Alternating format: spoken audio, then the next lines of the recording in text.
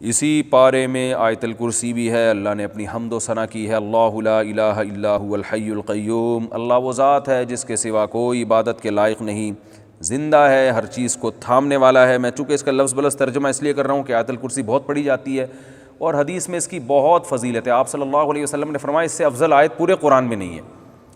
فرض نماز کے بعد آپ صلی اللہ علیہ وسلم نے فرمایا جو پڑھے گا اسے جنت میں جانے سے کوئی چیز نہیں روک سکتی، اور صحیح حدیث سے ثابت ہے کہ شیطان سے، جنات سے، جادو وغیرہ سے آیت الکرسی انسان کو بچاتی ہے۔ رات کو بھی پڑھ کے سونے کی ترغیب ہے، حضرت ابو ہریرہ کا مشہور واقعہ ہے، چونکہ یہ خلاصہ میں پوری تفصیل نہیں بیان کروں گا۔